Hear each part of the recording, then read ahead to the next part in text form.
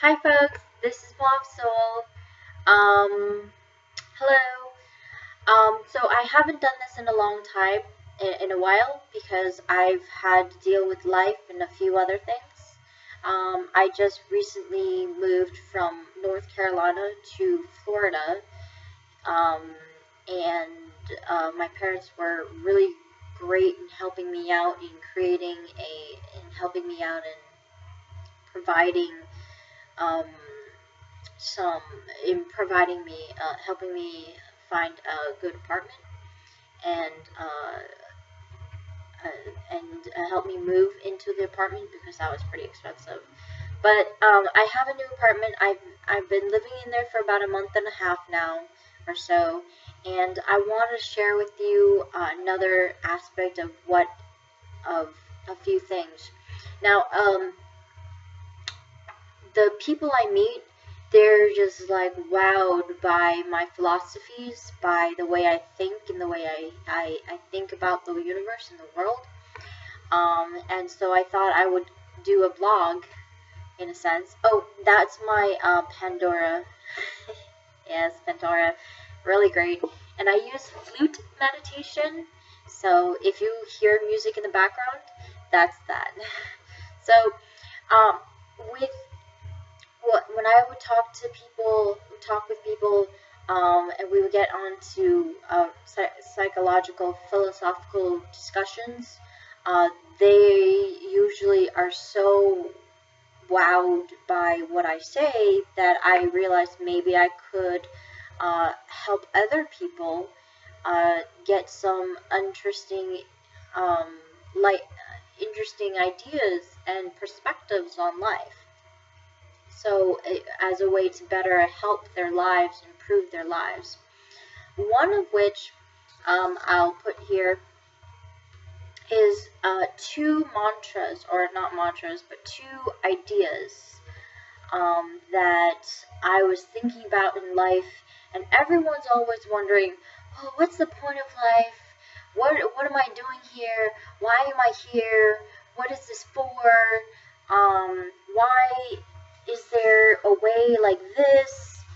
And I'm here to answer a plausible, offer a plausible answer.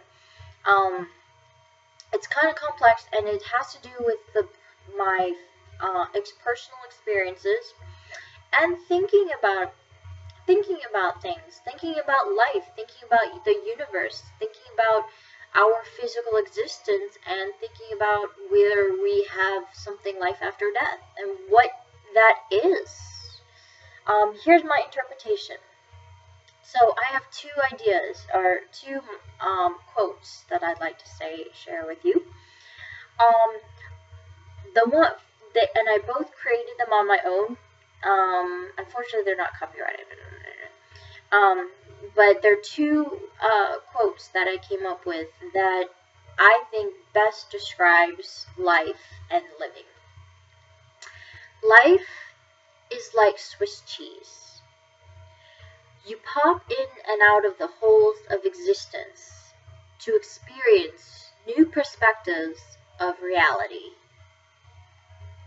I'll say it again. Life is like Swiss cheese. You pop in and out of the holes of existence to experience new perspectives of reality. And what that usually means is like, you know how and I get into physics, to the spirit science that he's been making, which was amazing, and it just blew up and went viral. But spirit science, physical, all the way down to from string theory ideas and the implications of what that was to the spiritual experience and spiritual life and living, and to our physical existence of why we are here. Imagine Swiss cheese, a block of cheese, and it has all those holes that you can go in and out. Well, imagine it this way, that physical reality, our physical reality is like Swiss cheese. Our physical reality is the material, and the material is likened to Swiss cheese. Like if you touch this cheese, that's physical reality. The holes are the ones that is, like, in a sense, empty space. However, it isn't empty because, and I believe this, you have to understand, if we have a soul, I believe that we have a soul. So I believe that there is a spiritual being within us, and our body, our skin, our face, our muscles, and our skeleton and bones and stuff are the clothes that house your soul. So your soul is yourself, and is housed in a physical, it's closed in a physical body. So that's the way I see it. Anyway, but with Swiss cheese, your soul goes in reality, in physical reality, and experiences life. But they're saying that time does not exist, and they're saying that physical reality as we know it is much more intense than what it really is. And that in the spirit, with the holographic universe and string theory, that there are 11 dimensions, and we are only in the 4th dimension. Fourth dimension. 3rd dimension is length, width, and depth. 4th dimension is time. We are in the time dimension. But the other dimensions are dimensions that we don't even know. We can't comprehend it because we are in this reality. We humans can't comprehend it. So the way I see it, and that's another story, the holographic universe, is that your soul pops in one of those holes, and it could be at a specific time, specific date, specific universe, specific dimension, universe or dimension. I'm not sure which the difference yet, but specific universe or dimension, and specific location in physical reality. This is some big heavy stuff. But and then when you die, you pop out of reality of the Swiss cheese, and then and I believe in reincarnation, you pop back in physical reality, in Swiss cheese, but in another hole, in another area. And when you pop in, you're in a completely different perspective, in a completely different body, maybe a different sex or gender, and maybe a different species. You don't know.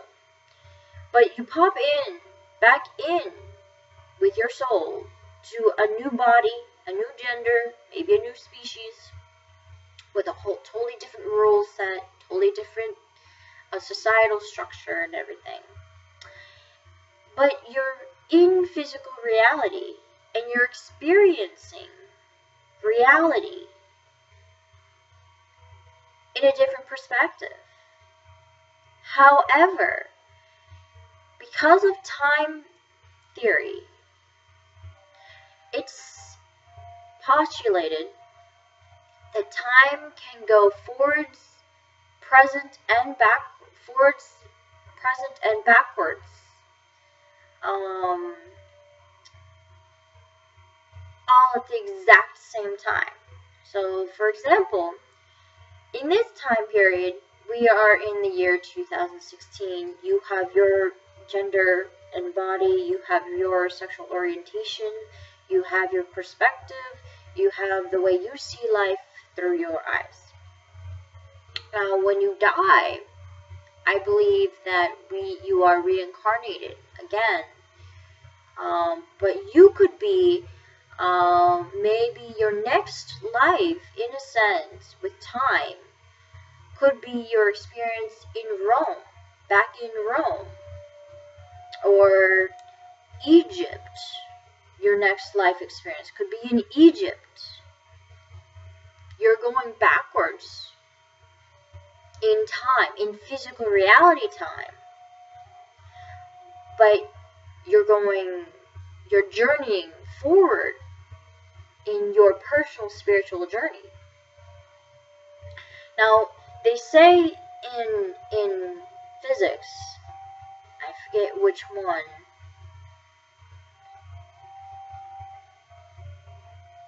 they say in astrophysics, anyway, they say in physics, in a very particular physics, like time is a piece of bread. If you start in one direction, your past is in another in the same universe is another being's future, and their present is your future. That's the bread theory hypothesis. So in that respect, you have time that can go backwards, stay at the same present, and go forwards, all at the exact same time amongst every other element. Now that states, with my Swiss cheese idea, is that you can go when you were born, your soul was created. Your first experience popping in that Swiss cheese hole was to be 10,000 years into the future. And this is maybe your 300,000th reincarnation to this 10,000 years ago past. And so when you pop, and then you grow older again, you pop out of existence to then go back and pop back in existence in another body. So that's three times I've stated it.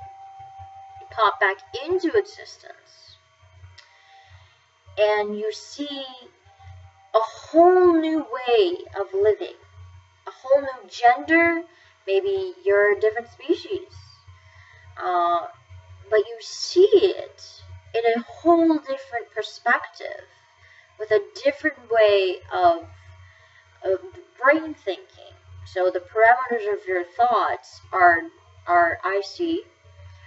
based on the genetic parameters of your current species. So your brain, your species brain, determines how you think in a short way.